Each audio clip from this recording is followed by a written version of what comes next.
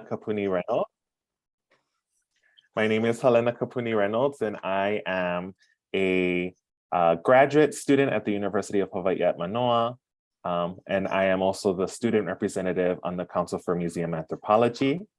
I am a white passing mixed race Hawaiian person. I am wearing these dapper blue glasses, and I have short brown hair, and I'm wearing a denim shirt. My background is of a beautiful, beautiful taro field somewhere in the islands with the logo for the University of Hawaii at Hilo, which is where I currently lecture. If you're here for the event Black Museum Anthropology, then you're in the right place. Thank you for joining us. At this time, I'd like to pass it over to our presidents for a few remarks. And with that said, I'd like to hand it over to the president of the Association of Black Anthropologists, Bert Lewis. All right. Thank you so much, Helena. My name is Dr. Burton M. Louis Jr. I'm a dark-skinned, middle-aged Black man of Haitian descent with salt and pepper dreadlocks, dark frame glasses, a dark blue jacket, and a light blue shirt. On behalf of the Association of Black Anthropologists, I want to thank Council for Museum Anthropology President Kara Krumpadic for inviting us to collaborate. I also want to thank our guests, Deborah Johnson Simon, Irma McLaurin, and Raymond Codrington for joining us. I give special thanks to ABA's own Mika Brand Polanco for helping with the organization of this event. But I want to reserve my largest thank you for Helena Kapuni Reynolds, who's done an excellent and fabulous job of organizing this event, creating flyers, and keeping us all on task. Thank you so much, Helena. Now, today's event helps us launch this year's series with the Association of Black Anthropologists, whose theme is Black Anthropology, Black Study. These events occur on the third Thursday of many months at 6 p.m. Eastern Time, 3 p.m. Pacific Time.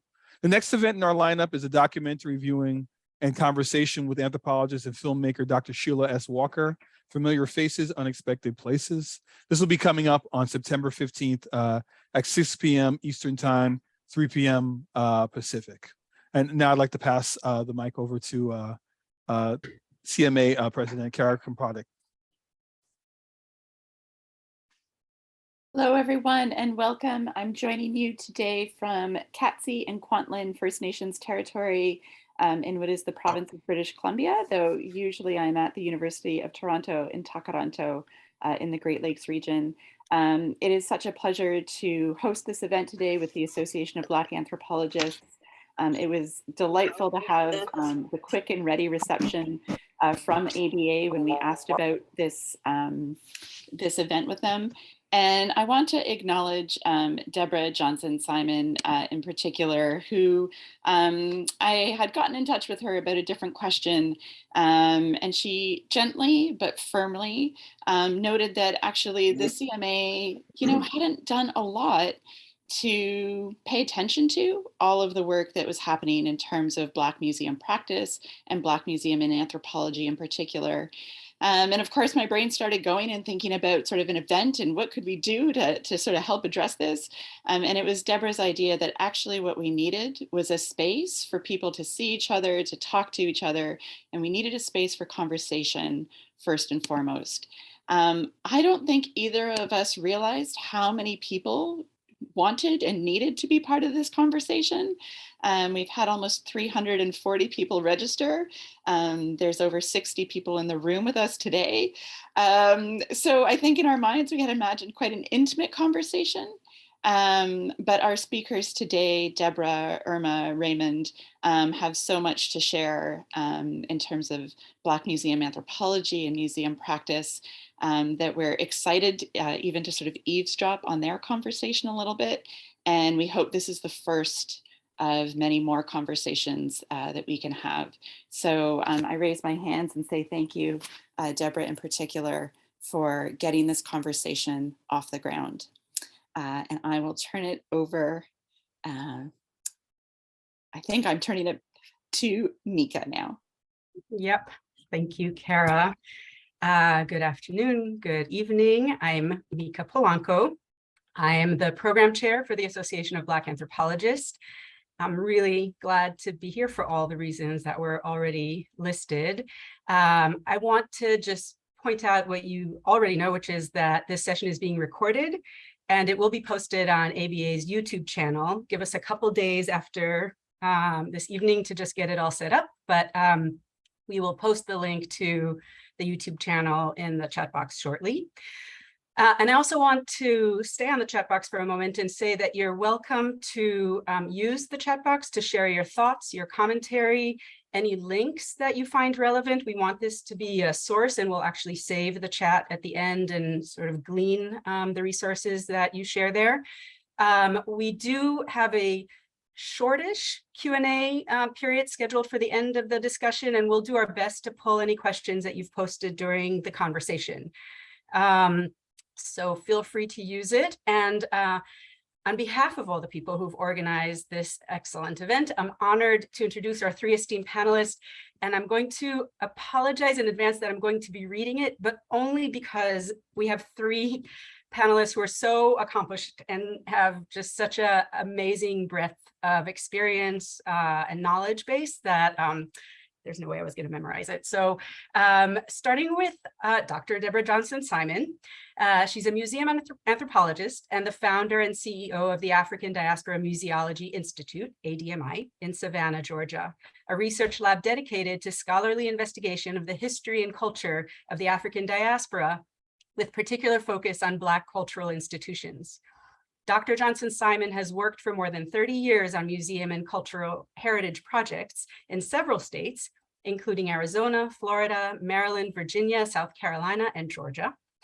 She earned her MA in Anthropology and Museum Studies from Arizona State University in Tempe, Arizona, and her PhD in Anthropology at the University of Florida in Gainesville. She established ADMI in Savannah while an adjunct professor at Savannah State University in the Department of Social and Behavioral Sciences, teaching anthropology. She's currently a scholar in residence at the university in the Asa H. Gordon Library, and is the author of several books. And I'm really only going to read some of them, so you know this is amazing. Culture Keepers Arizona, Culture Keepers Florida, We're Cooking It Up Again, Recipes to Celebrate the 1983 Blacks in Museum Directory. Kids Can Cook It Up Too. Anaya Visits the James Lewis Museum of Art. Anaya and Grammy, of Virginia Arts and Alzheimer's Story. And many more. And one that I would be remiss not to mention, she's the co-editor of the second generation of African-American pioneers in anthropology, a 2018 publication out of University of Illinois Press. Dr. Johnson Simon will moderate the conversation this evening. Our two panelists, starting with Dr. Irma McLaurin. Dr. Irma McLaurin is a woman of many talents who believes profoundly that you must change minds, change hearts, change behavior, and change policies to achieve transformation. She's an activist and biocultural anthropologist who studies the social construction of inequality.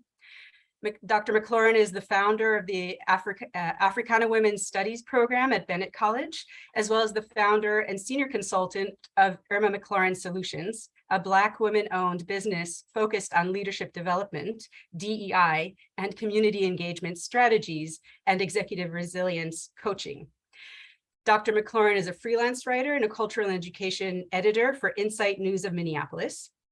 In 2015, the Black Press of America selected her as best columnist in the nation. She has published over 100 columns in Insight News, Ms. Magazine, and Medium, and her edited book, Black Feminist Anthropology, Theory, Politics, Praxis, and Poetics, which I must add was a foundational piece when I was working on my dissertation, is a 2002 outstanding academic title. Forthcoming is a collection entitled Just Speak, Reflections on Race, Culture, and Politics in America. In 2016, and very relevant for our discussion today, Dr. McClaurin founded the Irma McLaurin Black Feminist Archive, a collaboration with the University of Massachusetts Amherst W.E.B. Du Bois Libraries, Robert S. Cox Special Collections, and University Archives Research Center, and the W.E.B. Du Bois Center. The Black Feminist Archive, or BFA's, mission is to make Black women visible and heard. Her efforts as an archival activist #Black Feminist Archive advocate, are documented in interviews published in Ms. Magazine in 2018 and posted in the 2019 at Cite Black Women inaugural podcast. A Fulbright specialist, McClaurin lectures globally on the BFA and most recently in South Africa. She recently joined the board of the Hip Hop Education Center, focused on archiving women materials by women in hip hop. And finally, our third participant panelist today is Dr. Raymond Codrington. Dr. Codrington is the president and chief executive officer of Weeksville Heritage Center, a historic landmark in Crown Heights that was one of the nation's first free Black communities during the 19th century and played a pivotal role in the abolition of slavery. Dr. Codrington earned his doctorate in cultural anthropology from CUNY Graduate Center. He taught at Northwestern University in Chicago and worked at the Field Museum, where he curated an exhibit about youth and new technologies and organized the Hip Hop and Social Change Conference. In 2004, Dr. Codrington was brought on as the museum curator at Natural History Museum of Los Angeles County and was the founding director of the Julian C. Dixon Institute for Cultural Studies. While in LA, Codrington also served as a curatorial consultant for Los Angeles's Department of Cultural Affairs. Prior to taking the helm at Weeksville Heritage Center, Dr. Codrington was executive director of High Arts, an East Harlem-based urban arts movement organization. As I was reading this, I realized I forgot to do my own visual introduction. I apologize. I am a middle-aged Middle Eastern woman with frizzy mid-length brown hair. I have a chunky blue necklace and a pretty washed out white background. And so without further ado, I will pass the mic to our fearless moderator, Dr. Deborah Johnson Simon. Thank you.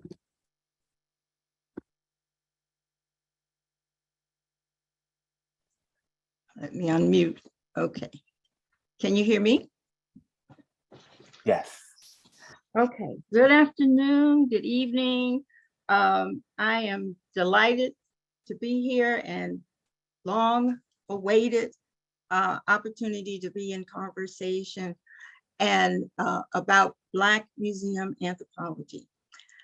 And I'm going to kind of preface this by saying that we are going to use this 15 minutes for each of us to talk about the work of Black museum anthropologists, the experiences, challenges, and opportunities. So I'll start by saying that my experience has been that the work began with me starting the African Diaspora Museology Institute. It's a rare being, and most of the time people did not understand what I was trying to do. But the work started with me trying to see how to involve myself and advocate for African American museums. Because during my training in anthropology, as well as my training in museum studies, these were sites of invisibility when it came to the academic landscape. But I was fortunate because during this early time, I was working at Morgan State University, which is an HBCU and has 3 museums, as well as a center for the study of museums and historic preservation. And I found a document that kicked off my work. It was called Blacks in Museums. It was a directory that included names and addresses, as directories will do, of over 300 entries of institutions as well as individuals. So for me, that was my first introduction to museum anthropology, because I said my work is now straightforward, to find and put a face and a story to all of these pioneers in the museum field. Later, I started to see some of the challenges with this direction that I found myself in. And if Irma will allow me, she's the Zora scholar. I'm the Zora admirer. I want to use a quote that will help you sort of understand what that challenge was for me with Black Museum anthropology. It's a quote from The Wisdom of Elders by Robert Fleming, that's from Zora Neale Hurston, a feminist anthropologist. And it speaks to consciousness or class consciousness. And it says, from the earliest rockings of my cradle days, I have heard this cry go up from Negro lips. It is forced outward by pity, scorn, and helpless resignation.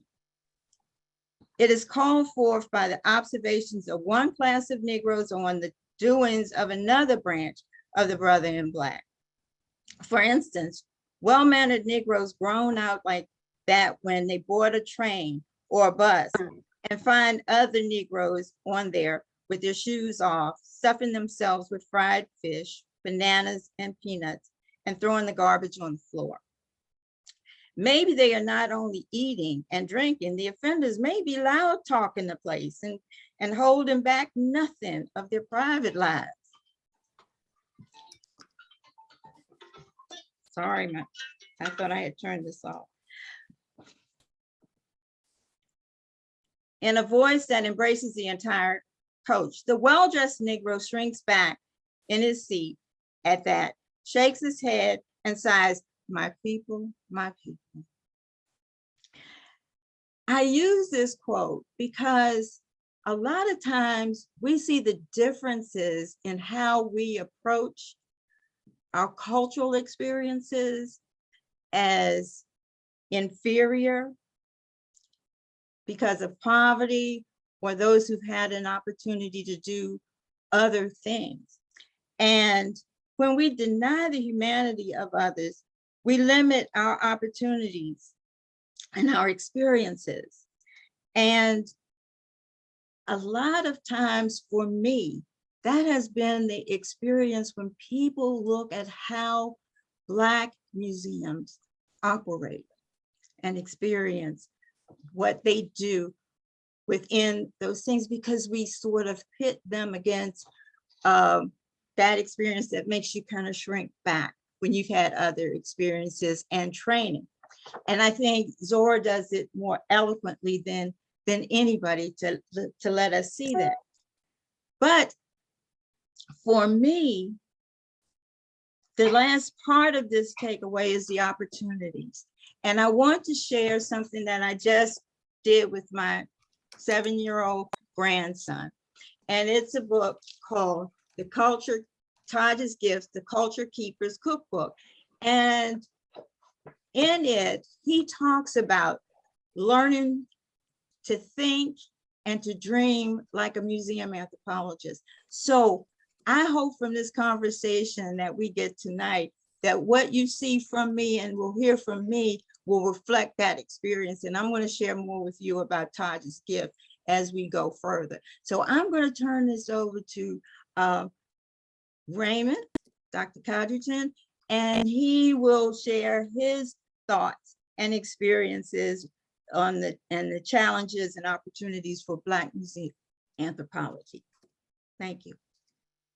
No, well, thank you for the introduction. Good afternoon or good evening, depending on where you are. I'd like to thank ABA and CMA for convening this this event, and it's a pleasure to be on this panel with my fellow panelists. And I'm looking at the participant count and I'm seeing it go up. So, and as was mentioned earlier, this is a very important topic. It's not only an important topic, it's a timely topic. And I think it's the right moment to be having these conversations.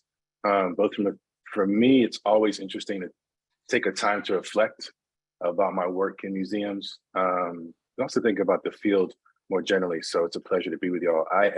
So my description, I'm a Black male, short hair. I have a little bit of stubble, unfortunately. I'm wearing a white shirt. My background is blurred, and I come to you. I'm in Brooklyn, New York, right now, presently. I came into museum work, I wouldn't say by accident, but it wasn't really what I planned. I didn't grow up going to museums or cultural institutions. I'd finished my graduate work at the CUNY Graduate Center. I was fresh off of doing ethnographic research in London on hip hop. So I was pretty much in that lane, and had an opportunity to take a postdoctoral fellowship at the Field Museum in Chicago with an anthropologist who, I don't think she would admit it, but was a huge influence on my career, is Dr. Alika Wali. So through Alika's work, through the Center for Cultural Understanding and Change, that place within the Field Museum and within the Department of Anthropology, I think showed me the range of work that could be done around Black museum work, but also the Black museum worker. So CCUC, the Center for Cultural Understanding and Change, really allowed me to do or conduct qualitative research in Chicago, to engage in public programming, and also to engage in research around the African photo archive collection. So it really showed me the range of resources that are available at culture institutions and museums. And I wanted to take that with me after I left the postdoc. So I was there for 3 years. But it really opened my eyes to the museum career track, or the opportunities that exist in museums, as well as the challenges. I mean, I often felt, being one of few in a predominantly white institution, I always thought about where are places that I can do the work that I want to do comfortably in culturally responsive environments that understand me and allow me to do the work on my own terms. CCUC was a sort of island within a larger anthropology department that was very archaeology focused. Nothing against archaeologists, I love y'all. But I was a cultural anthropologist. I wanted to do cultural anthropology, and I was really interested in doing work at museums. After that, I went to the Natural History Museum of Los Angeles County, where, tried to do some of the similar work around community engagement, public engagement, and thinking about what are pathways, what are ways in which we can involve non-traditional museum goers in museum work, both in the creation and really thinking about the practice of community engagement in the context of museum work. And I've really tried to hone that throughout different positions, so taking that training both in the museum world, but also in a broader cultural institution world. I mean, as I mentioned before, I ran an arts organization before I came to Weeksville. So now that I'm at Weeksville, I feel as though I've come 360 degrees, back in the museum and back in the museum context, back in a cultural institution context, and really getting to do anthropology as an anthropologist. And I just want to say in an unapologetic way, it's the freest I've felt actually in my career, probably since the Center for Cultural Understanding and Change, and since working with Alika. It has been an incredible opportunity to work at Weeksville in terms of the historic significance of Weeksville. It is a opportunity, challenge, and huge responsibility to be the steward of an institution that is really the remnants of the second largest free Black community in the pre-Civil War era. And to have homes from the mid-19th century that are the physical manifestation, the historic Hunter Fly Road homes are the biggest part of our collection. They are original homes dating back to the mid-19th century. And so we do tours and tell the history of Weeksville, but we're also located in a neighborhood in Crown Heights. And it is bordered or across the street from a public housing development on one side, and slowly gentrifying neighborhood or street on the other side. So we exist in a confluence of community change, but also a very storied historical landmarked space. So for me, the opportunities are immense. On a daily basis, I attempt to take my training around public engagement, really thinking about audience, thinking audience development, program development, research, collections, historic preservation, and meld those all together to create really a safe space for Black people. And that's really what Historic Weeksville has really been about. It was started in 1838, 11 years after the abolition of slavery, one, to give free Blacks the right to vote and enjoy full citizenship, but also to create a safe space for Black people, free Blacks at the time. So for me, the challenge is, how do we bring that story to the current context? How do we meld Weeksville's history with the contemporary existence, the contemporary realities of Black people in Central Brooklyn and beyond?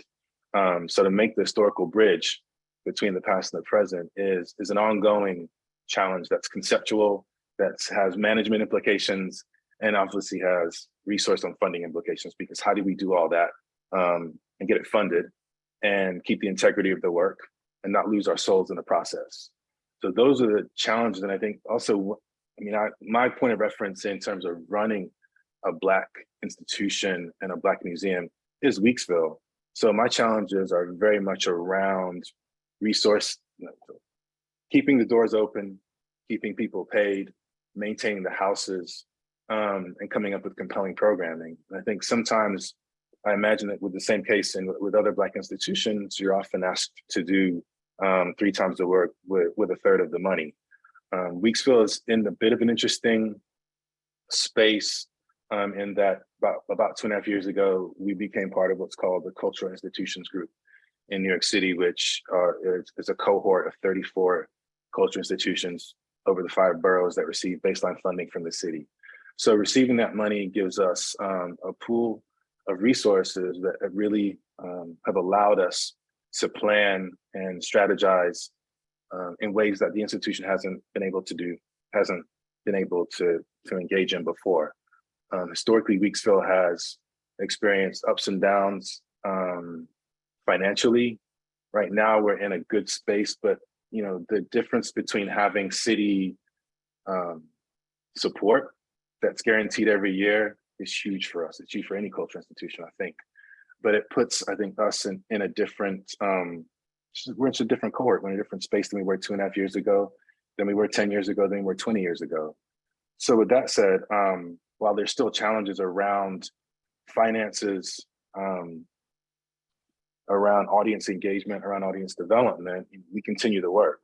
And it's really, for me, because we are in a neighborhood, so we're not, so in the Field Museum, you're in a peninsula basically, and you have the planetarium, you have an aquarium, football stadium, it's a campus.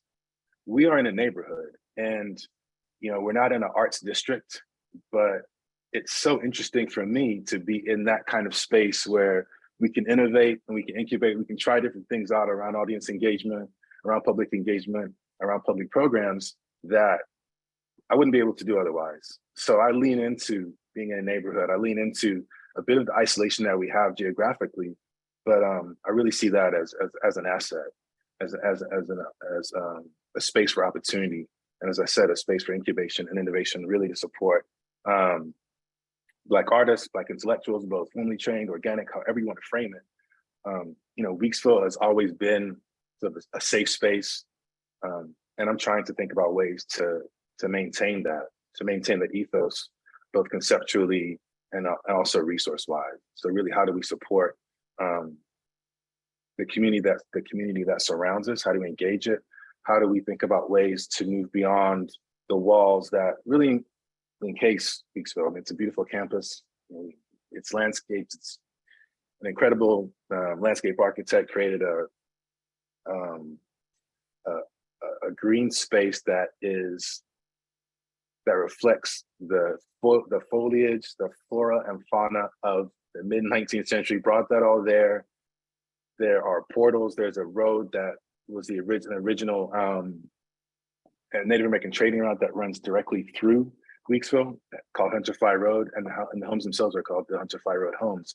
So it's really, we have an interesting confluence of histories, landscape, built environment, arts and culture, and it's really an incredible experience that I don't think I would have. It's actually an honor and a privilege to be the president and CEO of Weeksville, and it's a very unique opportunity that provides, I think, multiple upon multiple opportunities. And we can get into the challenges a little bit later around really what it means to run an institution, to be a peer institution alongside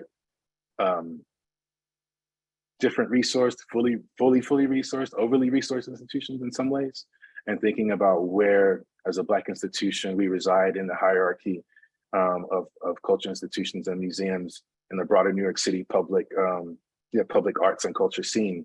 So with that said, for me, the work is really just starting. I feel as though literally every day is a learning experience. And I'm not just saying that to say it. I mean, I've genuinely learned something every day, and I genuinely use my anthropological training every day. And I don't think that if I wasn't an anthropologist, I'd obviously be approaching my work differently. But I do feel as though, as a culture anthropologist, and some of the training I received early on in my career has really prepared me for the position. And yeah, I'm excited to be with you, and I'm looking forward to continuing the conversation. So hopefully that gives you a sense of some of the experiences, challenges, and opportunities that I'm facing from my perspective. So I believe I'm at time.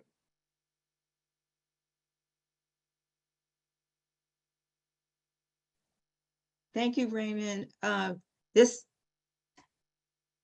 am excited about continuing this conversation with you.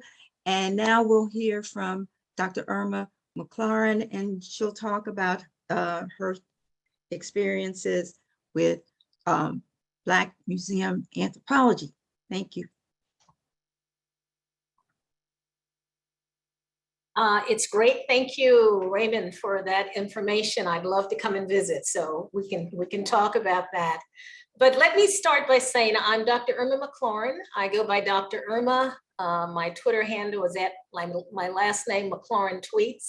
I am a brown-skinned Black woman with curly gray hair that comes to my shoulders. I'm wearing a chartreuse top, and my background is a green plant and some posters that you can't really see, but images of me doing talks at different places, and some of the covers from my work as a freelance writer and culture and education editor at Insight News.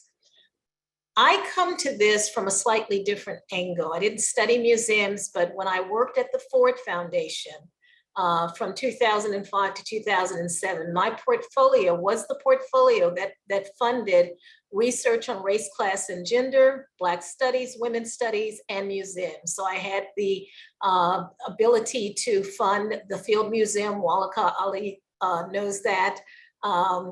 I also worked with the American Museum of Natural History. And when I left Ford, I sort of continued to have some contacts. So I did the special programming, and the race exhibit actually came into existence. It had been funded, but it had not been built. And so I was the program officer who was able to work with the AAA around seeing the race exhibit become a reality. And actually it was launched in 2007 at the Science Museum of Minnesota in January 2007. And little did I know that in December I would be joining the University of Minnesota to become an associate VP and the founding executive director of the first urban research and outreach engagement center. That was the conversion of a 21,000 square foot derelict shopping center into a university research center. And the first thing that I had them start to do was to archive, was to begin to document what was going on. How did we get from, a series of discussions for 2.5 years to the university buying a building to the actual renovation of that building, which is now 13 years old. And the executive director is a community person who grew up in that community. This building is about 7 miles from the university, and is filled with programs. To be in it, you have to have a community partner. And so it's done everything from urban gardens to helping formally re-entering citizens find jobs. It is open to the community. It has an art gallery in it, and it was a fabulous project. And one of the things about archiving is that, you know, I see museums as windows onto our past, but also our present. But I also understand where they came from. They were designed to really enshrine, you know, the contributions of the wealthy. They were not put together for everyday people, although people would collect things in their houses. And we certainly didn't hear about Black museums when I was in school. I'm 70 years old. And so I've had a lot of years to look at things. And I learned a lot from Dr. Johnson Simon, who was one of my students at the University of Florida. And all she talked about was Black museums. And sometimes we kind of came to like blocks. It's like, Deborah, that assignment is not about museums. But I'm glad that she hung in there and that she really has accumulated a wealth of material. And I'm glad to see the Council on Museum Anthropology sort of addressing this, because at the last conference, which I think was 2019 in Santa Fe, I attended and did a presentation on the work I had done around the race exhibit here in North Carolina, where it was on display. And throughout the conference, it suddenly came to me on the second day that I was the only Black person in attendance at an entire conference. And that was like, wow, what's going on here? And I think there has been a lot of work done on Indigenous reparations and repatriation and getting ethics and things. But we've sort of missed the boat on including the preservation of Black culture in that. My shift is to think about archives as a kind of museum. If museums are windows, then I would say that archives are like doorways that open up the many directions of either individual lives or the work of communities. And so you may ask, why a Black feminist archive, you know, at this moment? And in order to understand that, you sort of have to understand where I came from.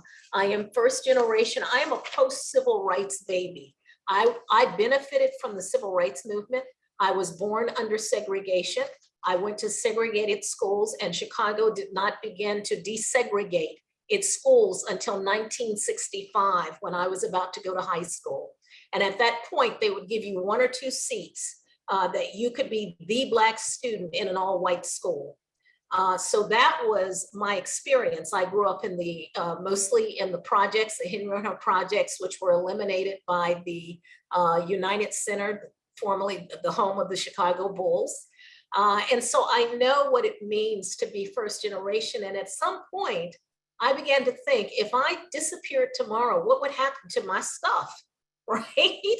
And it would be something that would probably go into the garbage or get thrown away, because my family does not understand the value of that material. So I think I began to understand the need for that long ago, because I have saved so much material from high school. And I discovered that my mother was somewhat of an archivist, because she kept the poetry books, which is my first love and field of study, was creative writing. She kept the book of poetry that I wrote at the age of 8 years old. I have them, they're going into the archive. And also all my science fair ribbons, you know, I was kind of a nerd. So I'm finding this wealth, and many of us have material. All of us have an archive inside of us, right? And in some ways, probably in our home, we have artifacts that would go into museums. I would say that the challenge I have found is that in setting up the Irma McLaurin Black Feminist Archive, it was not just to preserve my material, but as someone who studied and gone to archives to research Zora Neale Hurston for almost 2 decades, what I discovered was that the treasure and the information that I needed to know to really make the case that Zora Neale Hurston was an anthropologist, a Black woman anthropologist who needed to be recognized, was not in her field notes. They had disappeared. It was in the correspondence between her and Langston Hughes. Those letters became a treasure trove, because one, they talked about Cujo. Everybody now knows about the novel Barranco, that it took 100 years for it to be published because she refused to change the dialect to standard English. I'm discovering that the people about whom Cujo came from are from Mobile, which is where I've been going for several months because I have a relative there. And so I'm discovering all of this history in the archives. It was in those letters that I learned about it. The challenge I've seen in setting this up, because it wasn't just about preserving my work, but I am building an archival home in the broadest sense of the word for Black women. And my goal, the mission of the Black Feminist Archive is to make Black women visible and heard. And the way that I talk about that is that often our stories are left on the cutting floor. We know that the Cite Black Women Project has made it clear that we're often not cited, even though people appropriate our work. So we're at a moment where if we don't tell our own story, somebody else is going to tell it for us, and they may not tell it in the way that you want. So I see this archive as an opportunity for Black women to create their own agency. And the biggest challenge I have found, I've gone to conferences talking about this, I will go up to scholars and say, what about your stuff? And they'll look at me as like, oh, I didn't think my stuff was that important. So we labor in these academic fields, but we have drunk the Kool-Aid of believing that the work we do is not that important. And I am here to say, it absolutely is. So there are many opportunities. Archives become a way for us to preserve those photographs of families. I have the University of Massachusetts, where my archive is located, and I can talk about why a white institution. It is where the archives of W.B. Du Bois are, so I feel very comfortable in being in that space, but it has the resources. They've digitized 397 of my photographs. I have photographs of Sonia Sanchez teaching poetry classes at Amherst College. I have photographs of James Baldwin, his 60th birthday when he was at UMass Amherst. I have photographs of Tony Cade Bambara. All of those things could disappear tomorrow if they're not properly preserved. And I'm going to stop at that point. And just one more thing. One of the missions of the Black Feminist Archive is also to disrupt the profession. It is to be an intervention. So we want to use the archive as a means of training and recruiting Black women archivists to do research, to actually work on the materials that will be in the archive, but also to get them more involved in the discipline. Less than 4% of all archivists and museum people are Black. Less than 3% are Latinx, and less than 1% are Indigenous people. Thank you, Irma, and we are going to continue this conversation. In my enthusiasm to get started with the conversation, I did not do the whole profiling myself. So let me say now, I am a African-American woman, a Black woman in her 70s with gray hair, medium brown complexion. I'm wearing glasses with brown frames. And behind me, as my background, is this artwork that was done by a local artist by the name of Panhandle Slim.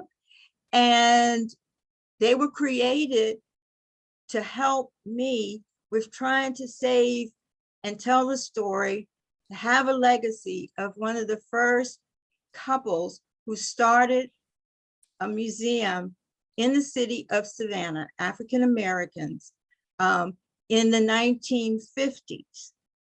They are Dr. Calvin Lycurgus Kaya, who is a professor at Savannah State University, who started the education department. His wife, Virginia Jackson Kaya, was a portrait artist. They had no children, and their children were the children that they taught here in Savannah. And when I came to Savannah, as I had said before, I was working with Morgan State University in the James E. Lewis Museum. And when I found this directory, Virginia Kaya and the Kaya Museum, K-I-A-H, was one of the people that was in that directory, Blacks in Museums. So this started my work. So you can imagine when I came to Savannah, I was expecting to see that this was a robust museum because it was in the directory, but it was in a state of deterioration, and we had to fight to get a marker and to establish the historic significance. But in 1974, it was one of the first museums in Georgia that was listed in the Reader's Digest Treasures of America. So I'm just going to say that what we're talking about, it happened, and Raymond, you can back me up on this, because Joan Maynard, who was Weeksville, that where you are, was also in that directory. And Joan Maynard, who started the Society for the Preservation of Bed-Stuy and Weeksville, mentored and befriended me when I started this journey in museum work, and I was studying anthropology. And there were 8 anthropologists who were also in that directory. So as we start on this other part, I learned that one of the problems that I was facing with ADME was that within our own Black communities, we don't have the attention placed on those cultural institutions that I would hope to see. And I hope that as a part of this conversation and other conversations that follow, we start to look and plan and think about how to change that direction of going from not knowing to knowing, and then to actively engage in advocating for these cultural spaces. So in this second part, I'd like to have you address a couple of questions that we've outlined, and let me just look at those and say, first, as you know, we at ADME are exploring Black museum anthropology every day of our existence.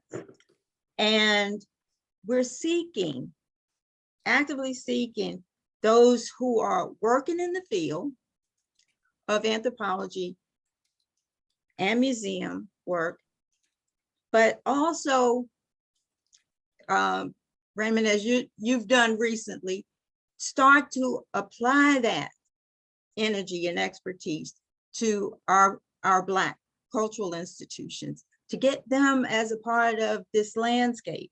So I would like for us to kind of kick off this conversation by looking at ways that we can identify even those among us and on the chat today in ABA and CMA who kind of fit that category, even if it's something that you're coming to recently. But it's like, how do we find that that group of us who, Black people, Black museums, Black museum anthropology, how do we find folks that are wearing that hat and actively kind of putting it on and getting there, rolling up our sleeves and doing the work with those Black cultural institutions? Can we talk about that? Raymond, you want to start? How do we find what Black museum workers and support Black museum workers? Is that the question? Well, I mean, it's hard to work in museums. It's hard to get the training. I think it starts with the pipeline. And I think that's part of it. And I think getting the proverbial foot in the door, but so who's going to serve as a point of entry, or what institutions serve as point of entries for Black anthropologists that are interested in museum work? Because you may enter an institution that may not be so welcoming, and it may turn you away from museum work. So I think finding the right opportunity, obviously, finding the right mentors, like I said in my opening comments, it was the right situation for me, and it was the right set of colleagues, and it was the right dynamic that really made me see that there was potential here. So I saw more of the opportunities than the challenges, although the challenges are still there. So I think, I always wonder how strong is our bench? How are we supporting emerging museum professionals or people that are interested in coming into museum work?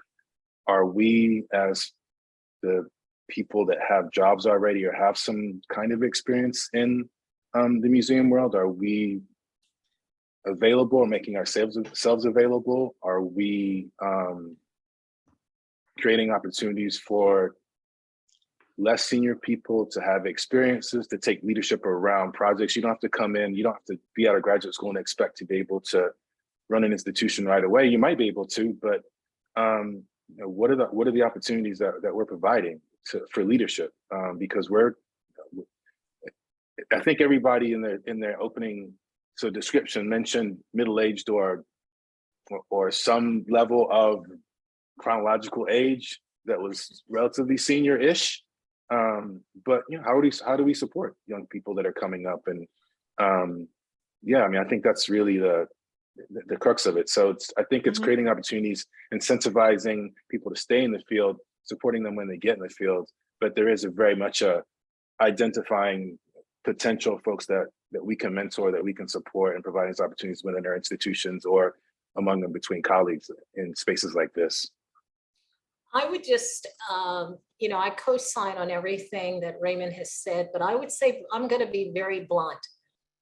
Positions in museums and archives are a club, and people stay in those positions forever. They either retire or die in them. And in case you haven't noticed, the Margaret Mead Chair at the American Museum of Natural History has never been filled again. It's still open. No one has that chair. So one is that to get in, and what I've seen in working with people is that they had someone inside who are usually white, mostly men, who have a particular way of how they think about who should be in this kind of culture. And maybe Alaka can say something about the experience at the Field Museum, which just hired its first Black director, okay, in 2022 or 2021. So I would say that one is that it is a very small field. Most of the people, you're generally museums, unless they're large, you're talking a small staff. People get in there, they then bring their friends in there. And I saw this happen, at a museum that shall remain nameless, is that rather than open up the position, they then took someone who had been a consultant. Here was an ideal opportunity for them to diversify, and it was another white woman. And mostly white women dominate now, particularly in certain kinds of positions. The exhibit builders, when we started to build the race exhibit, the Science Museum of Minnesota had a challenge. They had no Black people, none. Even though the head of it was a Native American, they had no Black staff. They have radically transformed themselves, and I think they serve as a model. They hired Joanne Reese-Jones, who was working in the Boston Children's Museum, and they've now transformed themselves. The same thing with the San Diego, what used to be called the Museum of Man, is now called the Museum of Humans. They've changed their name. They've diversified the staffing. They've included taking the traditional labels that were already on the artifacts, and they've asked contemporary people from those communities, indigenous communities, to now tell them what these artifacts mean to them, and they post them side by side. So there is a lot going on in terms of a disruption of the field, but the reality is that I can tell you that with the North Carolina Museum of Art, the person who is the curator for the African art program is white. And when I look at how she got to the experience, it's that she could work, she was able to have a job here and then volunteer here. Well, a lot of Black, graduate students and folks don't have the luxury, of volunteering somewhere. And then because she was there, they kind of opened up a space for her. And because they opened up that space, it opened up another space.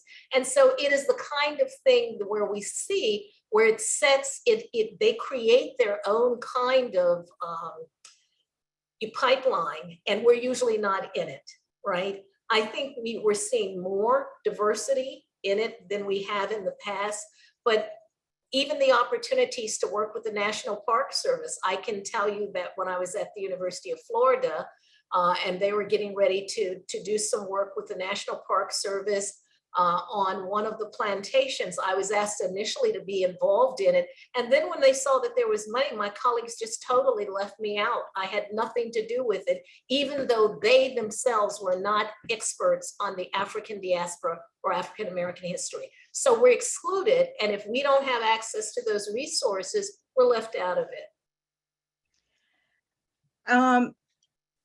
I understand what you're saying, and I'd like to throw something in for thought. When I was going through my training in anthropology, there's no way to get away from having worked at a museum in some kind of way. It's been the repositories for our work. Also, the challenge was that even when I was at an HBCU and starting my museum studies training, the focus was, through this training, you'll be able to get jobs at the Field Museum or the Smithsonian. They funnel you that way. My thing that I would like for us to be a think tank for tonight, and always with me, Irma, just like you said, I'm not going to change my song. But the Black Museum is invisible. It's left out of the equation. And that's why I use that quote from Zora. We're thinking of it as us, they do things barefooted and sitting in the back of the train, eating fried chicken with the greasy brown bag. And it is put to those as, that's not what you want to aim for. Instead of this training in anthropology helps us look at things that says, yes, it's different, but that does not mean inferior or bad, or that we can't bring something to the table. So I'm trying to see, like, how do we even make that a part of a consideration for things? And you're absolutely right. When people get in these jobs, even in Black museums, okay, there's the same kind of thing that's going on, but they're like under the radar. So they're not a part of the consideration. So I'm just trying to say, let's I would like see to what that lens is if when we put it that way. You know, I think you're right. Well, one, let's be real. Whether the museums are on outside of Hampton, which is really highly funded, okay, and Spelman, many of the HBCUs, and I've worked at 3 of them. I was deputy provost at Fisk. I was, the founding executive director at Bennett for its Africana Women's Studies and president at Shaw. So I've seen them all. And I also funded HBCUs, particularly after Katrina. And I have been trying to make a case, for funding Black HBCU libraries. Now there's an initiative, but in 2005 and 2006, no one wanted to hear that. Okay, so now we're the flavor of the month, and I say we take advantage of that. I think that that ABA, I'm calling on you, Burton, and the Council on Museum Anthropology, I'm calling on everybody that the organization needs to apply for a grant to support fellowships for Black people of color to go to HBCUs and small museums and give them support, that they do not have to try and find the staffing, that we as a professional organization apply for grants that will then provide them with people who can work with them, and that becomes part of the training. We can also invite retired museum scholars to then volunteer to help train those folks. But I think that it's going to be professional organizations that can go to foundations which have underfunded these organizations anyway, okay? Because I can tell you about efforts of the Afro-Latino Project, which was a digital preservation project, to get funding. They couldn't get anything, not because the work wasn't good, but because that's not what foundations were focused on, right? And they, so I think we go to the foundations, now is the time, but I think the professional organizations, you can have workshops at the AAA meetings or at the CMA where you bring in Indigenous, Latinx, and Black scholars, in order to be able to give them some training while they're at that conference. It's small steps, but it's like, that's the way it's going to be, because the big institutions are stuck and they've already got staff. And even if they wanted to expand, they always do about, oh, we don't have the money, and oh, we'd like to. And, so they have these wonderful diversity, dashboards. But the reality is that they are not bringing in diversity. So let's go around them. Just like I created my own archive, let's create our pipeline where we as professional organizations can go after the money, and let's challenge the AAA too, whoever's on the line. They can create, opportunities and funding to at least get it started. And then we go to big foundations and say, give us like 5 fellowships where we can send out people to learn about the archives or about the museums, and to support these small Black museums, that people are trying to do. So that's my challenge. Yes.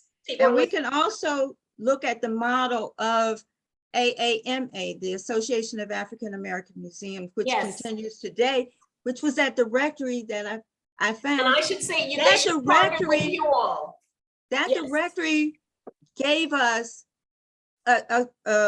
something that we could hold on to, and it was produced because they were forced with this Museum Act to start to fund these places. And they said, well, we don't know where they are, and we don't know who's qualified to do this thing and the other. So I applaud you, Irma, because this is definitely where we need to start to make a difference for these places. I'm sorry, just say something, go right please? ahead. Sure. So, I mean, I agree around what professional or affinity groups or organizations can do. But for me, I'm thinking about sustainability. And I think training is great, but so not only how do you get funding, but how do you continue to get funding so that you don't start something that you can't maintain, or it stops and then people it loses momentum, and then people say, oh, here's another project that didn't work, we don't have any money. Well, there are ways to do that, is that once it gets started, you ask them to fund an endowment so that it goes on in perpetuity. So for me, the question is capacity. How do you build capacity, short, medium, and long-term capacity? So if you're interested in, if you are a smaller institution, how do we link, for example, with large institutions that have grant writing capacity they can share? I'm thinking more of, are there other kinds of models that we can be thinking about that are more collective, that are more resource sharing, that are more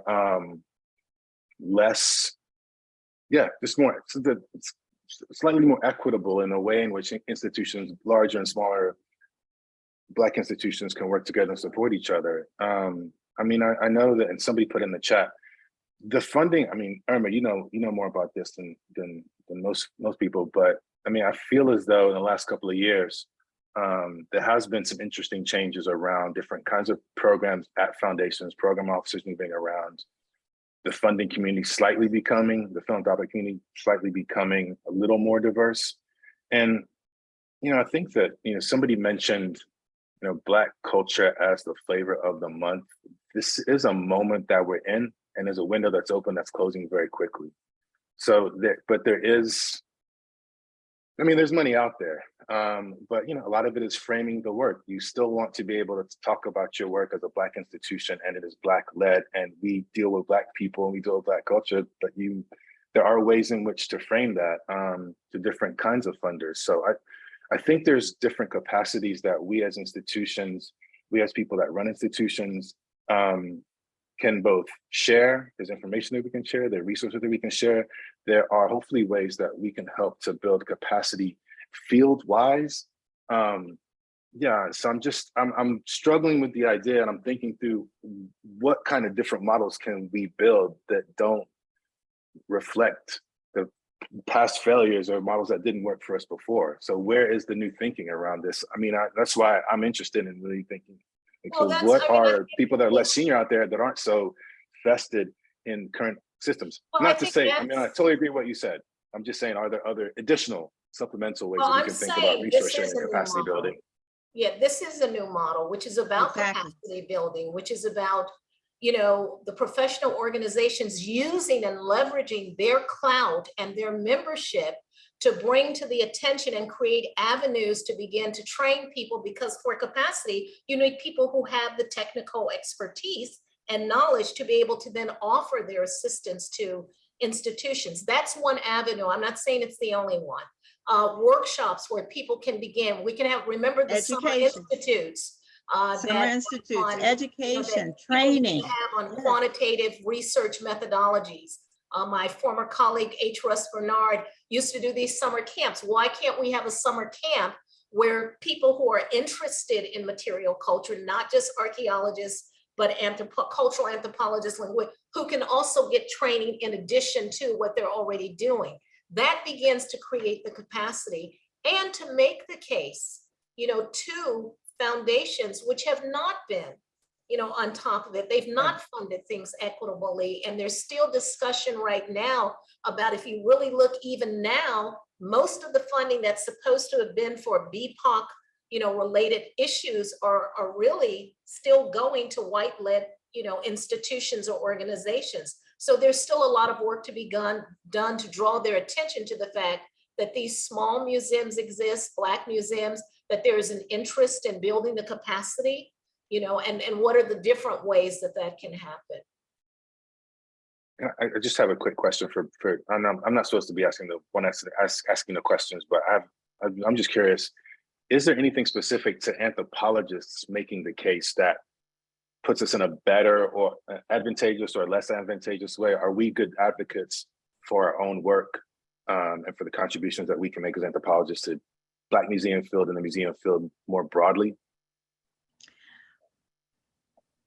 Well, if we took that platform, we would still be allowing others to do anthropology on us as African people. That's Native anthropology started to do that, to say, look, as anthropologists, as Black anthropologists, whether it's in archaeology or cultural anthropology or whatever, yes, because of the nature of anthropology and studying the things in the way, the methodology and things that we do, we bring something else to the table. But I want to bring it back to AAMA too, because when you come together and you educate each other and you form these networks, you become a force. We wouldn't have the African American Museum on the Mall, the Smithsonian, had it not been for AAMA coming together, all the small museums, all saying that we need to be a part of that because we know the history, and included in that group was anthropologists. That's where we learned about that. So educating ourselves, and then not just keeping it to ourselves, but bringing it to the larger public, that's where we have an impact. And, you know, I see where you're coming with this. And Irma, I'll be the first to say it's been a long time getting you to get to that place, you know, and I will continue to, you know, stand on the platform that I'm in, because it's just like that Zora quote, I'll bring it back again. It's not that one thing is better and the other is inferior. It's that it's different. And the approach, when you take that difference and you are a collective, it gets people to understand that platform that you're in. So yes, there were things in the past that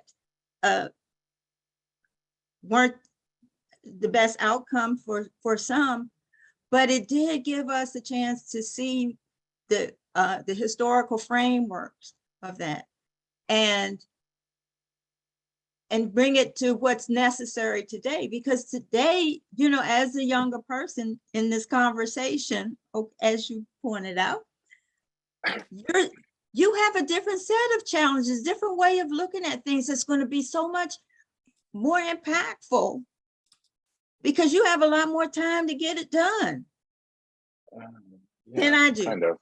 Yeah, I see what you're saying. Yes, No, you respect do. to everything, the work, Yes, you're right the there. pioneers and the folks that came before to pave the way. So I'm not Absolutely, trying to say but if we what don't didn't know come about before. them, we won't respect what they did. If we don't, Yeah, if we don't know our pioneers in Black Museum anthropology, what they've had to endure for us to be able to even have this conversation today. And I guarantee you that we don't know who they are. And the same can be said of archivists too. The number of Black women archivists is so small. It is such a very small group. And when I had an opportunity to give a talk and have someone, you know, I'll talk about a prestigious institution come, she said, I am thinking of leaving the field because the opportunity for mobility is limited because people stay in these jobs forever. And there didn't seem to be that they were able to work on the kind of materials, because remember, up until after George Brown, libraries weren't collecting Black material. It was not a thing. I had people, when I started talking about the Black Feminist Archive in 2016, when I announced it formally, I had people writing to me saying, well, I did this research on this, you know, Black women at an all women's white institution, and they weren't interested. Would you be interested in it? People are understanding that now everybody's trying to collect it. And what I'm trying to say is you could be a fly in the buttermilk, as my mom used to say, or you can come to an archival home where there will be a concentration. And I chose the University of Massachusetts because it has the resources, the history, but more importantly, it has the Du Bois collection. It named this library, which is the tallest academic library in the world, after Du Bois. It has the Du Bois Center that is now well-funded by Mellon. So there's a community there in which a center on Black Feminist Archive would be in good company. They have 99,000 items of Du Bois's material. You know, so what we bring in there and put in there will be complemented, would complement what's already in existence. And so that's what I'm trying to do, is build that community of practice and to go around to various conferences and say to Black women, what you do is worthy of being preserved, no matter how small, whether it's church women. Someone on the ABA listserv contacted me about her mother-in-law, who is from Rochester, who had been part of there was a Harriet Tubman committee. You know, there are these small things we don't know about. On the phone is Miss Vita Jones. Her mother, Miss Archie Jones, was, we believe, one of the first Black women anthropologists to get a degree from the University of Washington. You know, so we are I'm making sure that those kinds of materials get archived and preserved. And also where there's material culture that isn't appropriate for more of a literary archive, I'm connecting them to the museums that I know. So some of her mother-in-law's materials will go to the Rochester Museum and Science Center because they're creating a collection of Black Rochester material stuff. So I think we work in collaboration, you know, and with organizations like what Deborah had and the ones that she's identifying for us to say, could we come together and create such a force that we would have the longevity that you were referring to, Raymond, that it's not a flash in the pan, but that it becomes sort of an ongoing kind of institution. And let's try to end this and get others to share in a Q&A by thinking about, since my work began with the directory, I would like to get folks involved with helping us at ADME to find our people that would be those pioneers of Black museum anthropology, and also define what that really is, including in 2022, what is a Black museum? Because I ask people that all the time. That's going to be changing. One of the things that I face all the time when I tell people the work that I do here in Georgia, I'm working on Culture Keepers, Georgia, is do you know where the Black museums are? Students, when I teach in anthropology, I include a section in museum anthropology and talk to them about the Black museums. Some of them have never been, don't know where they are, don't know the names of them, but people ask me all the time, oh yes, do you know about the new museum over there? And they think that because museums are defined by the collections that they house, that instantaneously make them a museum of that kind.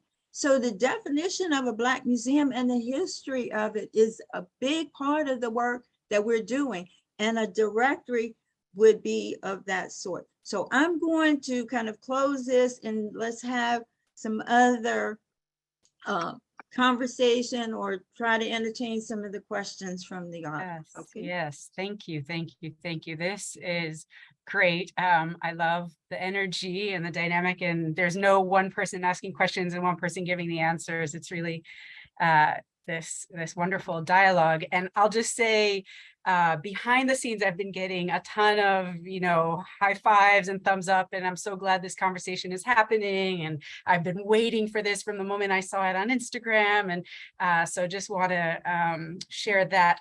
And I'm gonna just run through the questions one at a time in the order that they came in. So the first one comes from J. Laurent Matori. Sorry if I'm mispronouncing. And actually, if you want to come off mute, the question was, any thoughts about reports of racial discrimination on the National Museum of African Art? The matter seems to have been swept under the rug. And since this person has asked their question, there's been some chat about it. So I don't know, can they mute themselves or do we need to do that? I've They can unmuted unmute themselves. myself. Can you hear me? Yes. Oh, good. Very good. Can you see me? I can't see myself. In any case, a few years ago, literally scores of Black employees or former employees of the National Museum of African Art complained of a very hostile, a racially hostile environment at the National Museum of African Art under the leadership of Christine Kramer. The matter was investigated internally by the Smithsonian in ways that I wish had been given over to a neutral organization. I myself have been visiting that museum, which is beloved to me, for many, many decades, and have tried on multiple occasions to collaborate with its management and its curatorial staff. The usual complaint, as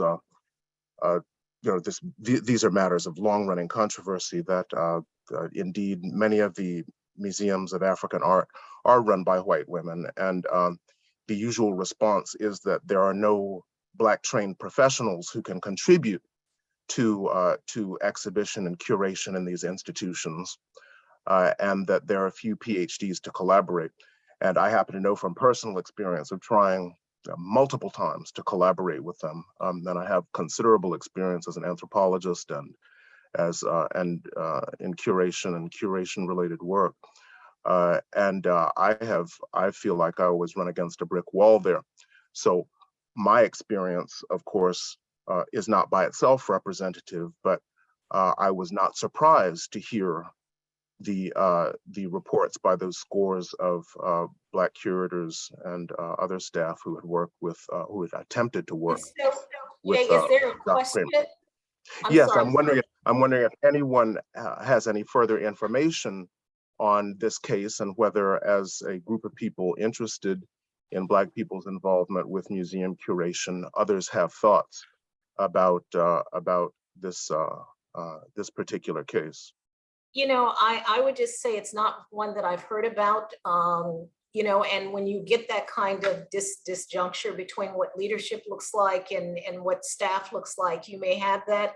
I would say if the council, different people have dropped some things into the comment about what they've heard, but is it something that you want something done? Is it something that you want ABA and CMA to take up? I mean, I think that's really the question, because we can't resolve it here.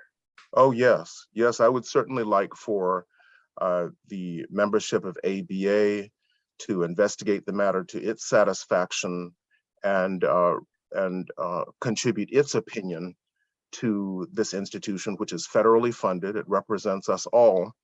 And of all the institutions where Black people, African people, and a range of stakeholders should be represented well, this federal institution is one of them. And we have the authority to speak out on that issue. So what, as I understand it, the way that ABA does is maybe you can get with Burton and see how the best way and have people who might be interested, but we want to make sure that we leave time for the other questions. But I think ABA has a process for when it makes a statement about something, and Burton can probably explain like what that looks like, you know, like offline. Okay, I don't mean to make this my personal concern. I just raised it for discussion for the community. And if others wish to take it up, that's fine. And there are dozens of articles on this published by the New York Times, Washington Post, et cetera, if you'd like to inform me. And so yourself. I think Burton can let us know through the listserv if people are interested, what is the best way to proceed for if they want ABA and CMA to make a statement about it. Yeah. Thank you. Yeah. Yeah. So we'll reach out with contact information. And speaking of generational, bringing in different generations to the conversation, we have several questions from young folks. And so here's one from Tia Morris. Hello, I go to Stony Brook University and the anthropology department is not as well-rounded as I was told. So I'm thinking of beginning my own project. Can you speak on an ethnographic project you might have done?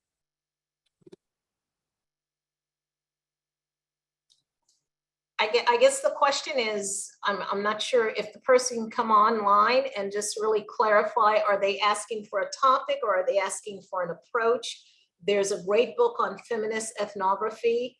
I'm actually part of a new book that's coming out on applied methods in qualitative research that includes Russ Bernard and some other people. And there are actually going to be 2 chapters in there on Black feminist methods, you know, which is highly unusual. So I'm very excited about that. It's not out yet, but the book by Donna A. Davis, that's on feminist ethnography, is a great book. I'll see if I can find the link and put it in the chat. Is this the person who asked the question? I'm just trying to understand. Hi. Are you asking for a topic or what is it that you're asking?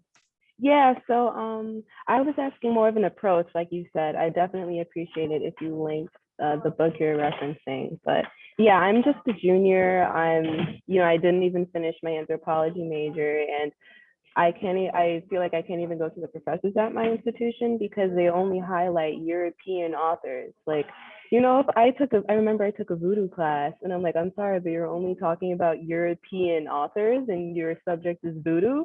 Like it just made me very uncomfortable. So I was wondering, welcome to our universe. You think that there were Black folks teaching us when we went through anthropology? I mean, come on, this is the state. Anthropology has gotten better, but it's still not a perfect union. It is better than many disciplines. So don't walk away from it just because you didn't get what you wanted immediately. Oh no, yeah, no, I love my major. Okay.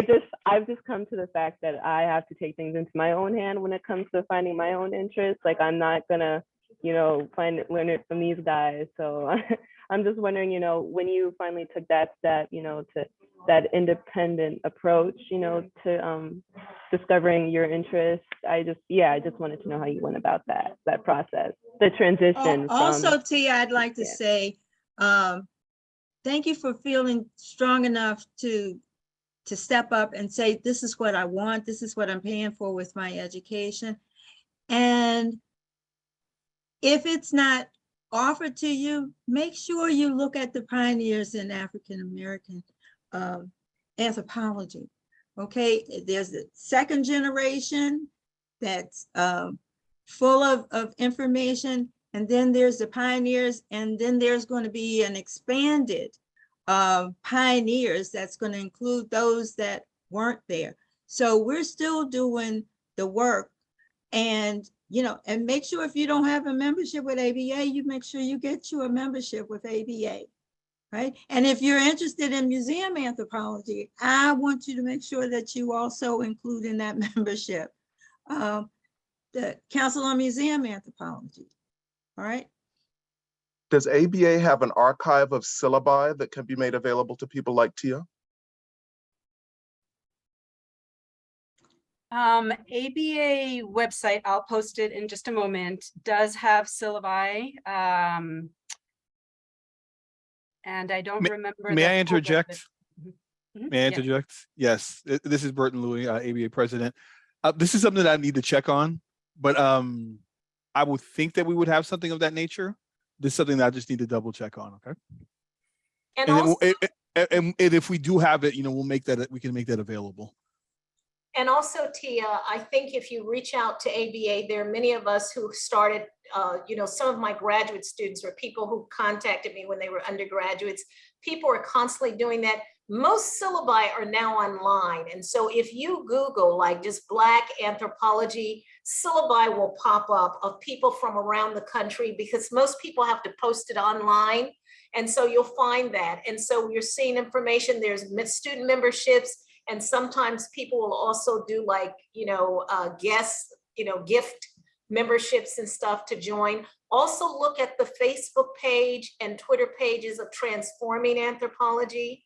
There are lots of ways to get information, and it doesn't have to be an either or proposition. You do what they want you to do to get the degree, and you do what you want to do. Thank you so much. Thank you. Thank you, Tia. All right, our next question actually comes from Kara Hotic, sorry for mispronouncing, the president of the CMA. She writes, I'm interested in the potential to integrate anthropology, and more specifically Black anthropology, in leadership and management. Can folks speak more about the place of anthropology in leading institutions, directing staff, etc.? Yeah, that's a good one. I think so. And from an anthropological lens perspective, understanding systems and institutions is critical in management and understanding transformation and change. So in that sense, I think the base, anthropological training will serve you well at the level of management if that's a direction that you want to go. The question is, do you want to be a manager? Because with that comes its own sets of challenges that anthropology can sometimes address and sometimes not. But it does, I definitely think understanding institutional dynamics, institutional change,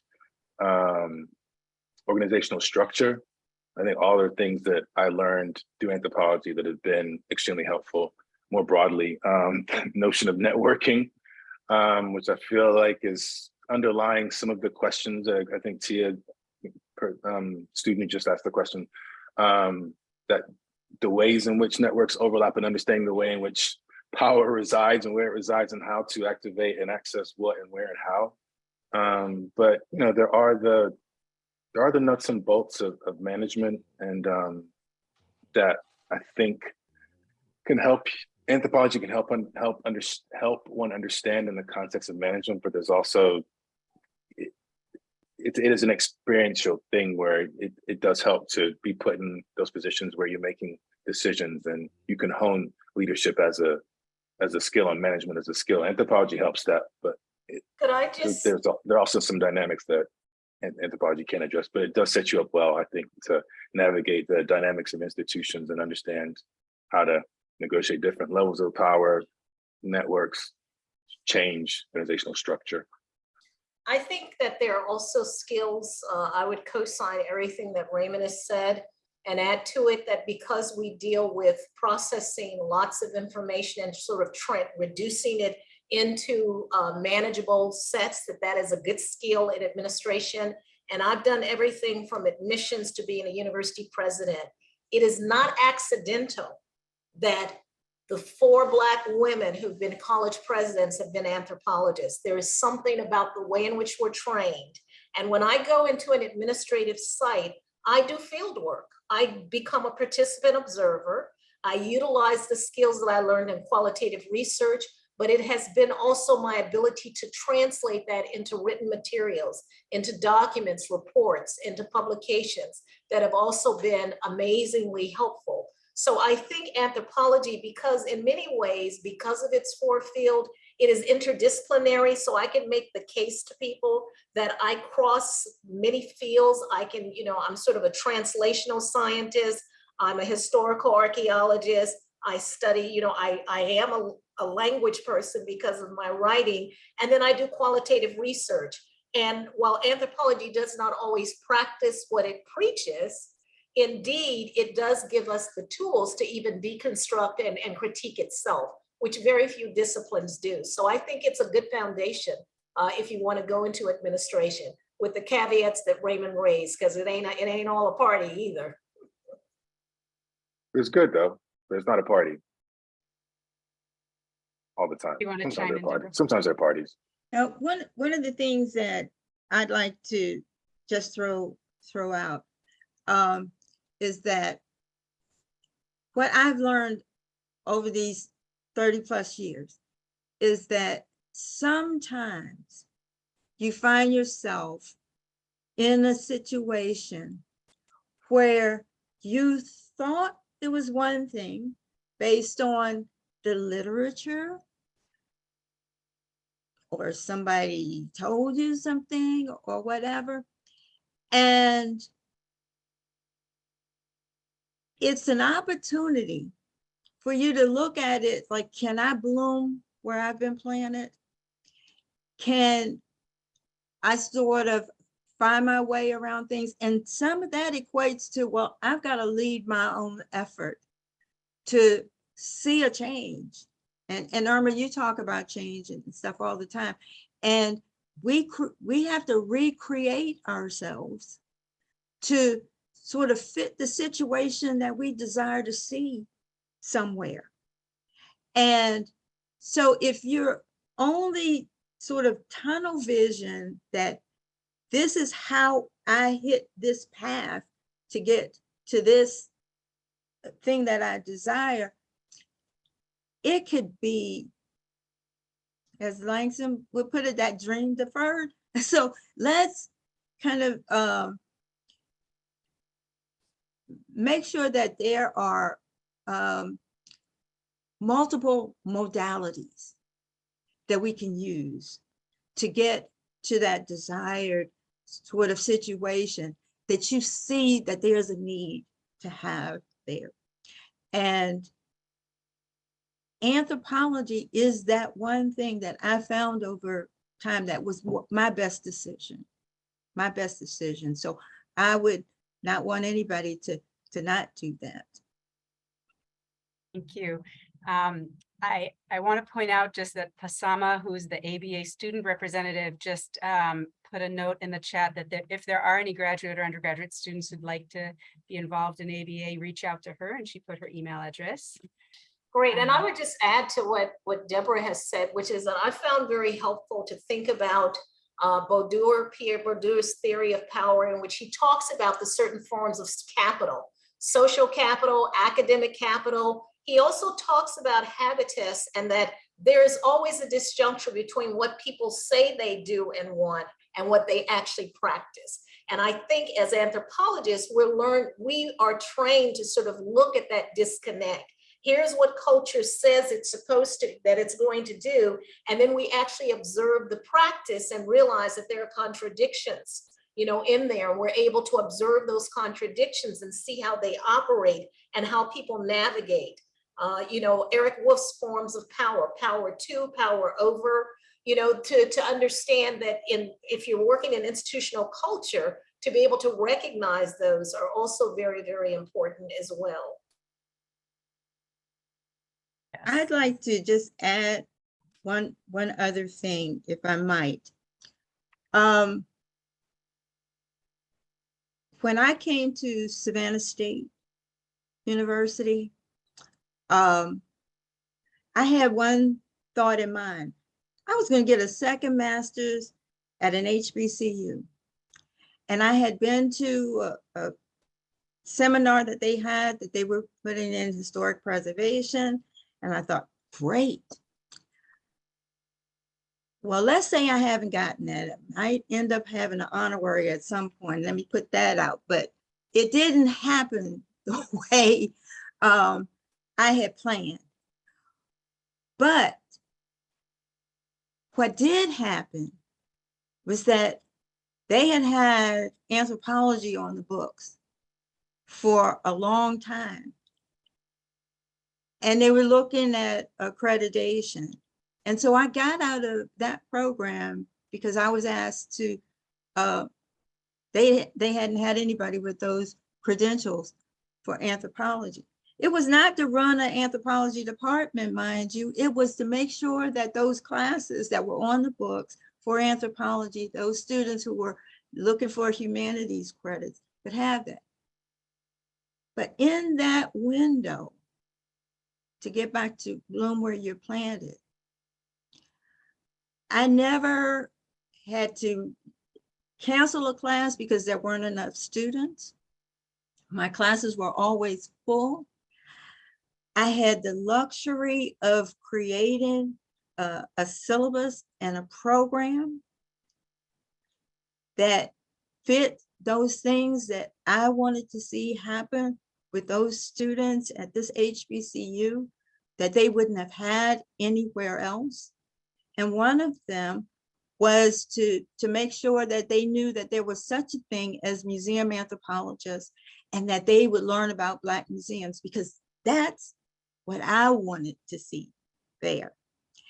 And of those 300 plus that were in that directory, my students in that class have now put a face to over half of them. And I dare say that we're starting to build a collection on Black. Irma came and spoke to folks at Savannah State about archiving, because we're building the Black Museology archive. Sometimes you have to see that change. And I've met some of the most wonderful students who, when they see me somewhere, they know about doing ethnographic field work. They know about how to work and look at supporting the work of Black museums. And they write, they research, and it's made them be able to work in any other thing that they would be interested in doing. So I'd like to just kind of, close out my thoughts with saying that there's a space for things. And those of us who are doing the things that we love to do, our arms are wide open for anyone who's interested in learning from us. And I'm here. And I pretty much think I can speak for those who are on this conversation today, that we're all open to embrace anyone who's interested in taking up that gauntlet that we're holding. So I'm going to end with that. Wow, well said, Dr. D. I'd just like to add, and I want to support Sister Tia. Dr. Martin Luther King Jr. said, the oppressor never consents to the will of the oppressed voluntarily. It must be demanded by the oppressed. So the problem is the elephant in the room that all the academics really aren't saying with a straight face, and that's how you're going to lose the grassroots, because you're coming from a very academic perspective. The grassroots want to hear the word. The reason why all this is happening, and every single one of you tonight spoke on it without saying it. We're talking about white supremacy, a system, an infrastructure that have become the gatekeepers of someone else's history. So what we have to do, in my opinion, because I haven't seen it done yet, I'll be coming out and I don't mind collaborating with any of you academics. But the work that needs to be put out are workshops dealing with this movement. And if you don't see it as a movement, we're spinning our wheels. We're not getting anywhere. What we're dealing with here, we're talking about cultural gentrification versus cultural partnership. I've been to too many museums, too many historical marker unveilings, too many book signings where the gatekeepers are people not from the Black community. So we go to them for our story. So what they're doing, just like we know what gentrification is, it's more than simply taking over buildings and neighborhoods. It's about our cultural history. And I admire our beautiful brothers and sisters from the Jewish community. Why? Because they don't let anyone become the gatekeepers of their story and then skew it in such a way that we hat in hand, and they're in charge of our story. So what we have to do, create workshops, and that's what I'm formulating right now, dealing with the difference between cultural gentrification versus cultural partnership. I don't mind a white person coming into the Black community with resources, the wherewithal, where many of our stories, we don't have that. But what I do mind is when they come into our communities and they take advantage of someone who is less educated and make off with the goods. They build their careers off of our story. But what they never do is really go to the white supremacists that created that situation in the first place. They don't go to the white family. They go to the oppressed Black family and write their books, create their documentaries. I'm a documentarian, and I see this all the time. So I want to partner with white people who don't simply want to be allies and friends, but partners with us. And if you're not going to be a partner, then what you're doing is you are part of cultural gentrification. You're coming to extract the jewels from our people without giving back. And so I want to work with any white person who want to be a partner in our stories, not take over. And until we speak on it at that level, we're spinning our wheels, and we're going to lose the grassroots. Some of us have done that. The work that I did in Minnesota was working Yes. with the community to bring, to make sure that the University of Minnesota kept its promise. And that center is now run by a young woman who is a community organizer from the community, whose parents set up the first Black storytelling organization.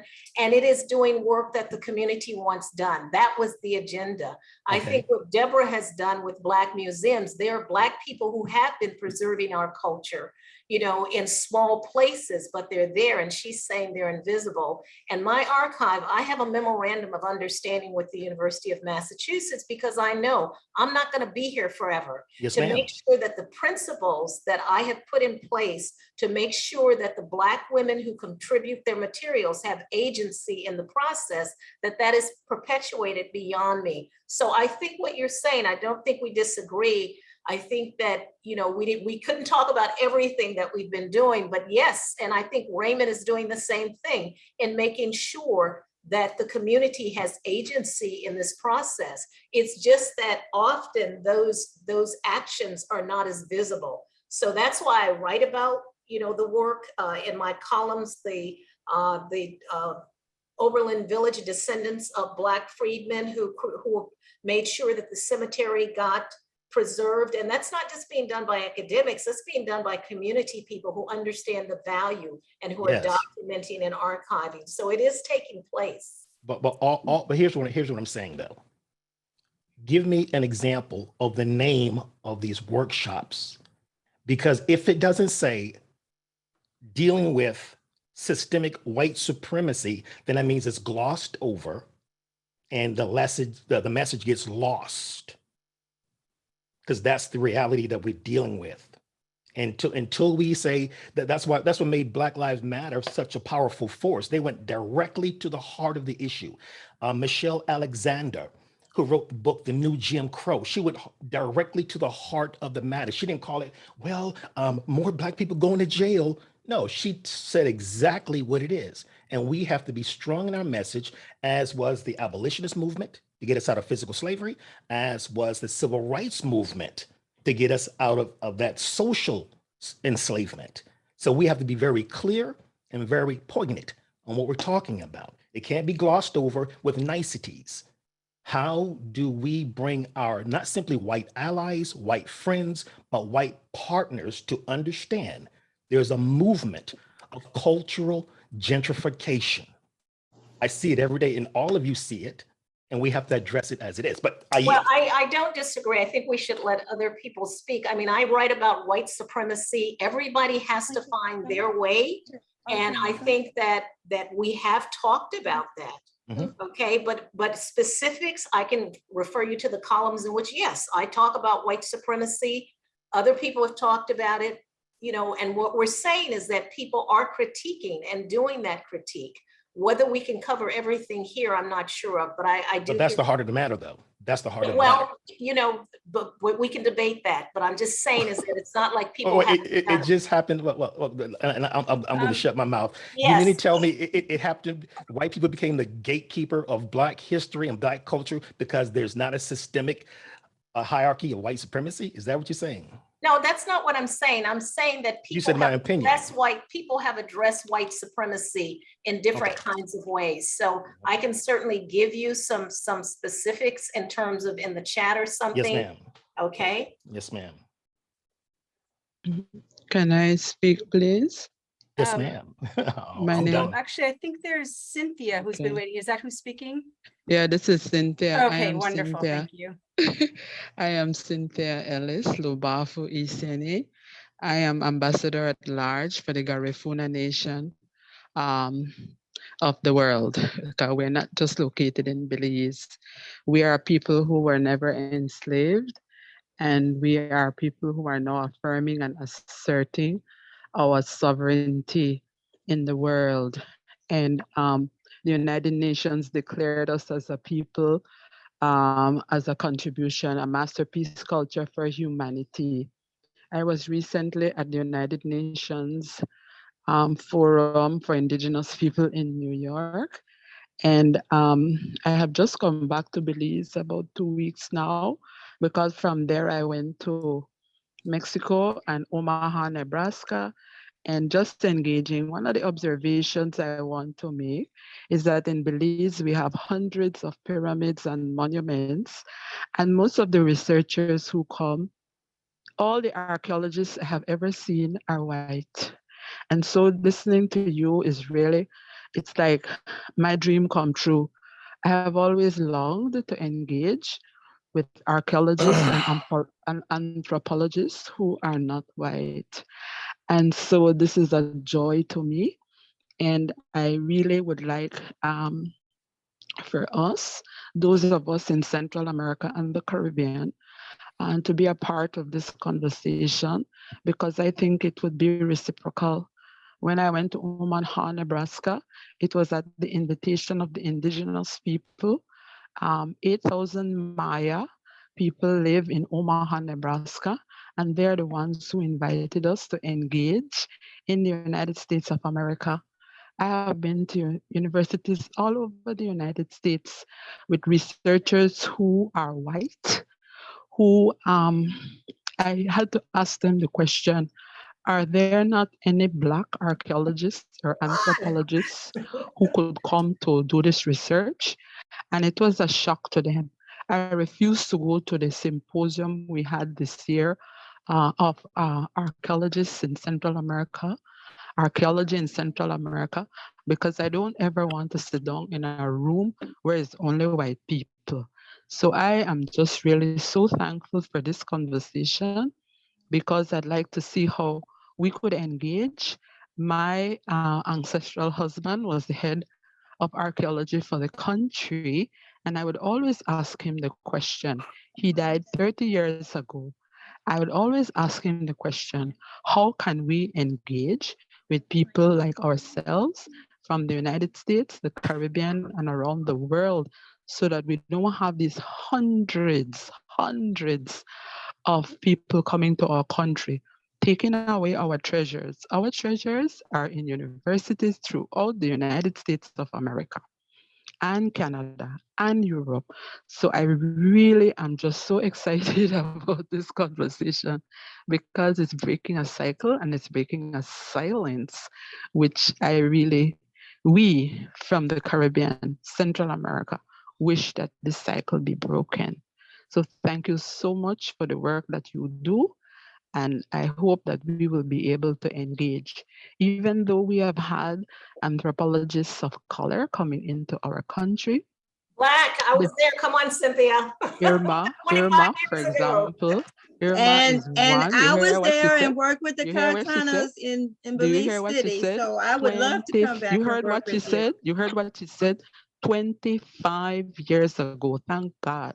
However, 25 Yes, years later, I would like another conversation where you are absolutely. invited, Absolutely. please, to come and engage with us, because the atrocities in terms of research and what you're talking about, this supremacy is criminal.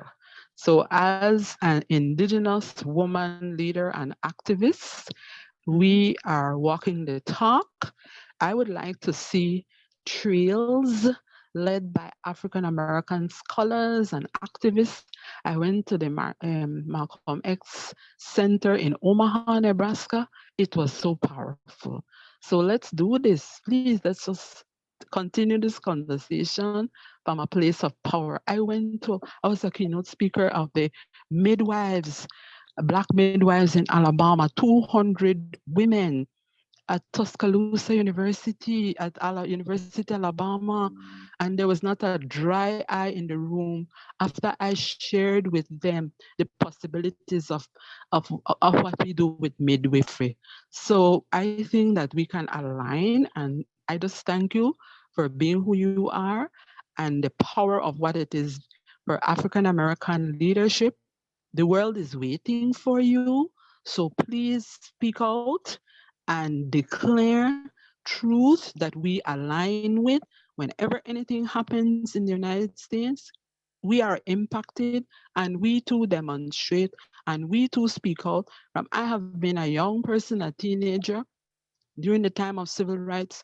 We in countries around the world were aligned with you. So this is a time, I think, for us to stretch our hands, grasp each other's hands, and do this work together. Thank you so much. Thank you, Excellent. Cynthia. Thank you. Thank you so much. Thank you so much, Cynthia.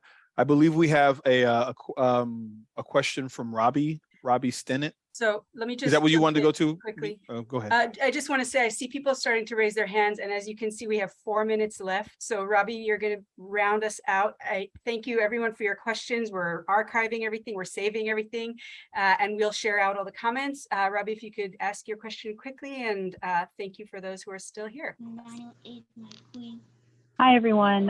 Thanks so much for the conversation. It's been so exciting to listen to. I guess originally I was going to share a comment with Emmanuel's passionate thoughts on white supremacy and colonial roots. And I guess the question I shared in the chat that I'm at the beginning stages of a master's in museum studies. And I'm curious about whether those of you that are further progressed in this as a career think that the educational pipeline is improving at all in terms of the types of, academic rigor that's put to the question of these topics, white supremacy in the museum world, anthropology as, originating with a supremacist, leaning potentially colonial roots. I can say that in the first couple of, coursework for this master's that I've been doing, I was prepared for there to be not a conversation about that.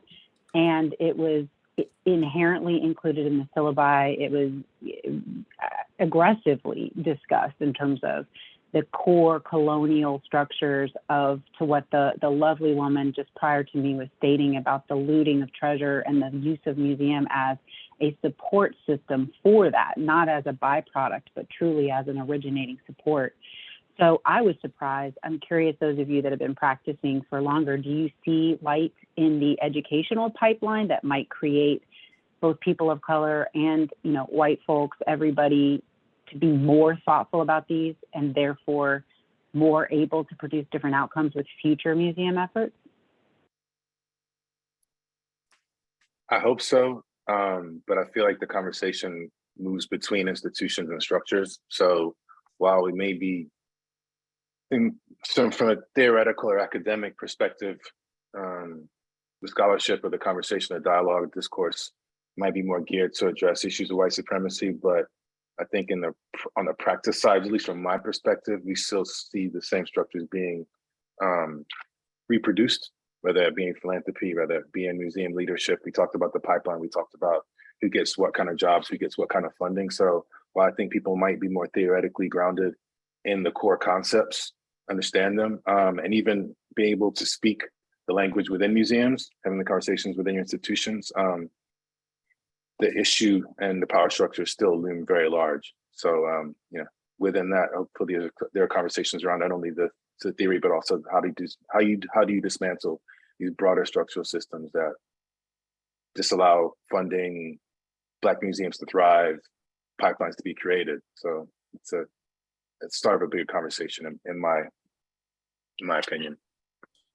This is Dr. Irma. I think we're still operating within the belly of the monster, as Jose Marti would say. And I think there have been some changes, some shifts, but I think that the graduate programs in anthropology, the training programs, now have to radically change. And anthropology has to start practicing what it preaches. And while it may talk about cultural relativism and cultural diversity and stuff, it's not really practicing that in its hiring. There is a huge, the Association of Black Anthropologists just celebrated its 50th anniversary, 50 years. We are the largest subfield. We are training Black anthropologists, but they are not necessarily being hired. Black archaeologists, look at Black feminist archaeology by, I'm talking about, people are writing and doing great work. Terry White, who's at the University of South Carolina, people are doing biological anthropology. They're working with communities to make sure that Black African-American grave sites are being addressed and being treated with respect, and actually getting attention paid to the fact that a lot of those burials have been glossed over. There's lots going on, but again, it's a question of how does that information get out, and whether or not students have access to it.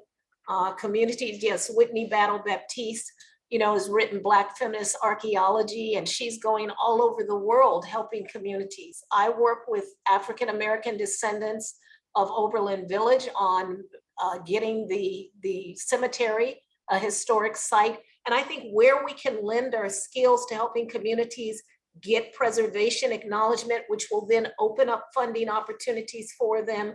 What Deborah is doing with museums, and she knows I'm on her case, she needs to get that directory out, so that it is a guide and a resource for people. All of that is possible. Racism is real, white supremacy is real. I think we're going to see a resurgence of it, but that's never stopped us, Thank you, Dr. Irma. Deborah, would you like to respond to this comment before I wrap everything up? Do you have anything to add to that? No, I'll yield to okay. you, because we do have to. Yes, we do have to. This is so robust. I just hope that it's the beginning of more this conversation, because we can see now that there are genuine questions and concerns that are there that we need to put it out on the table. All right, fantastic.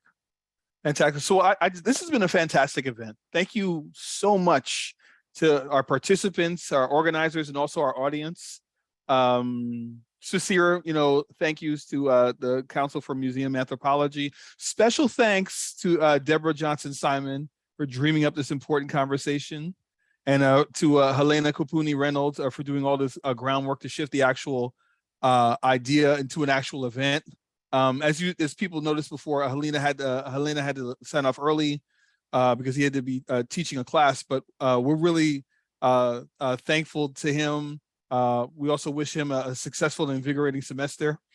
And also, please be on the lookout for more content from ABA in our Black Anthropology, Black Studies series. And as long as you follow us on our social media platforms, you'll find out more about that. I'll drop that information on in the chat once more. And also, I'll also mention that folks can also become ABA members as well. If you're a member of the AAAs, please become an ABA member. It doesn't cost too much to add that membership on as well.